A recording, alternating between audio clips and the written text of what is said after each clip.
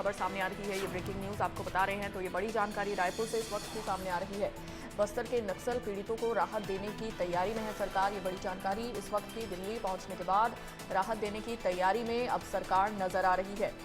तो केंद्र और राज्य मिलकर पेंशन देने की तैयारी कर रहे हैं। आपको बता दें कि नक्सल पीड़ितों ने राष्ट्रपति द्रौपदी मुर्मू से बीते दिनों मुलाकात की थी। बस्तर के नक्सल पीड़ितों को अब राहत देने की तैयारी में सरकार नजर आ रही है। तो इस वक्त की ये बड़ी जानकारी सामने आ रही है। बड़ी खबर आपको बता रहे हैं रायपुर से। बस्तर के नक्सल पीड़ितों को राहत देने की तैयारी में अब सरकार है। दिल्ली पहुंचने के बाद राहत देने की तैयारी में है सरकार। तो केंद्र और राज्य मिलकर पेंशन देने की तैयारी कर रहे हैं।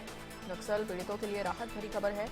बस्तर के नक्सल पीड़ितों को अब भागों में बांटा गया है। पूर्ण विकलांग और आंशिक विकलांग 2 भागों में बांटा गया है। रायपुर से ये बड़ी खबर। यहाँ पर बस्तर में नक्सल पीड़ितों को अब सरकार राहत देने की तैयारी में है। बीते दिनों नक्सल पीड़ितों ने राष्ट्रपति द्रौपदी मुर्मू से भी मुलाकात की थी और इसके बाद अब ये बड़ा निर्णय सरकार की ओर से लिया गया है। यहाँ पर नक्सल पीड़ितों को अब सरकार बड़ी राहत देगी। केंद्र और राज्य मिलकर नक्सल पीड़ितों को पेंशन देने की तैयारी कर रही हैं और बस्तर के नक्सल पीड़ितों को 2 भागों में बांटा गया है। पूर्ण विकलांग और आंशिक विकलांग 2 भागों में नक्सल पीड़ितों को बांटा गया है और सरकार की ओर से बड़ी राहत देने की तैयारी की जा रही है। तो रायपुर से ये बड़ी खबर है। बस्तर के नक्सल पीड़ितों को सरकार की ओर से राहत दी जाएगी। दिल्ली पहुंचने के बाद अब सरकार की ओर से फैसला लिया गया है, जहां पर नक्सल पीड़ितों ने बीते दिनों राष्ट्रपति द्रौपदी मुर्मू से भी मुलाकात की थी। इसी कड़ी में अब बस्तर के नक्सल पीड़ितों को 2 भागों में बांटा गया है। तो पूर्ण विकलांग और आंशिक विकलांग 2 भागों में बांटा गया है और अब सरकार बड़ी राहत नक्सल पीड़ितों को देगी।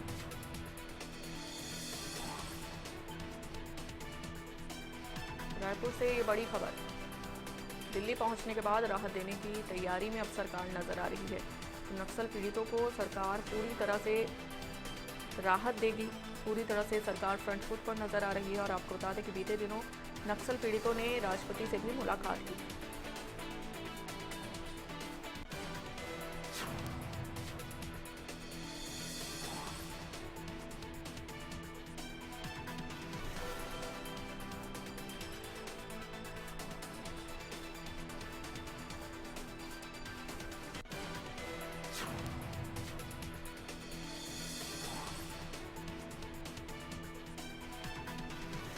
बस्तर के नक्सल पीड़ितों को अब सरकार की ओर से राहत दी जाएगी। दिल्ली पहुंचने के बाद राहत देने की तैयारी में सरकार।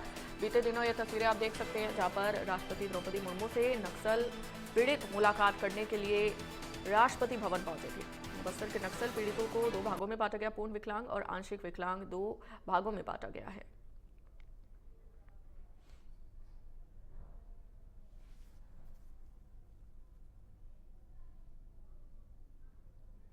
और ज्यादा जानकारी के साथ हमारे साथ ब्यूरो चीफ दीपक विश्वकर्मा जुड़ चुके हैं। दीपक जी, अब कितनी बड़ी राहत ये नक्सल पीड़ितों के लिए मानी जाए? सरकार की ओर से क्या कुछ ऐलान किया गया? देखिए, इस चीज की चर्चा है। इस चीज ये जो खबर है ये दिल्ली से निकल के आ रही है कि अब जो मौजूदा स्थिति है, जो दोषी नहीं थे, जिनकी कोई गलती नहीं थी, जो उस रास्ते से गुजर रहे थे या जो किसी के साथ थे या जिन्होंने किसी को खो दिया है, या जो पूर्ण रूप से विकलांग कह लीजिए, जिसका एक हाथ चला गया, एक पैर चला गया, जो इस तरह की स्थिति है, उसको 10,000 रुपए तक के आसपास पेंशन देने का प्रावधान किया जा रहा है। जो आंशिक, मान लीजिए जिसकी उंगली कट गई है। हेलो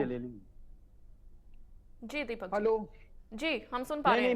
मान लीजिए जिसकी उंगली कट गई है या कुछ हो गया या इस तरह की स्थिति हो गई है, उनको 6,000 रुपए तक का प्रावधान देने की चर्चा की जा रही है। और सबसे महत्वपूर्ण बात यह है कि जो ये पेंशन का प्रावधान है, इसमें केंद्रांश और राज्यांश दोनों को मिलाकर एक राशि देने का प्रावधान किया जा रहा है। और सबसे महत्वपूर्ण बात यह है कि यदि ऐसा होता है तो छत्तीसगढ़ देश का पहला ऐसा राज्य होगा जिस राज्य में जो नक्सल पीड़ित है उनको पेंशन दी जाएगी। और ये तब हुआ है जब इन लोगों ने जाकर दिल्ली, जो देश की राष्ट्रपति है द्रौपदी मुर्मू, उनसे मुलाकात की है, देश के केंद्रीय गृह मंत्री उनसे मुलाकात की है, जो इनकी तादाद थी 50 से 70 के आसपास की थी। और सबसे महत्वपूर्ण बात ये जेएनयू जाते हैं, जेएनयू में समझते हैं, जेएनयू ले जाने का संदर्भ ये था कि जो वहां पर नारे लगते हैं नक्सलियों के समर्थन में, उनको ये दिखाना था कि देखिए ये वो निर्दोष हैं जिनकी कोई गलती नहीं थी, जिन्होंने अपना पैर खो दिया, अपना हाथ खो दिया, जो सुन नहीं सकते, जो बहरे हो गए, जिन्होंने अपनी आंख खो दी, किसी किसी ने अपना बाप खोया, भाई खोया, बेटा खोया, पति खोया,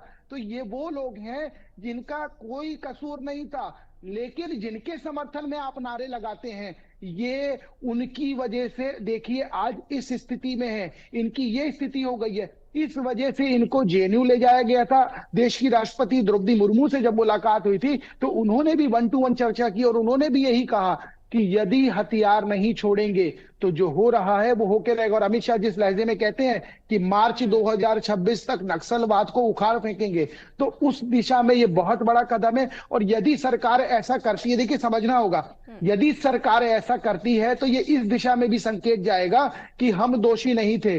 जो सरकार के खिलाफ बात करते हैं, नक्सली जब पर्चे फेंकते हैं तो सीधा सरकार को कोसते हैं, सरकार को गालियां देते हैं। तो इसको इस दिशा में भी बताने का प्रयास किया जा रहा है कि जो नक्सली सरकार के खिलाफ बोलते हैं वो ग्रामीणों के बीच ये मैसेज जाएगा, सरकार हमारे खिलाफ नहीं है।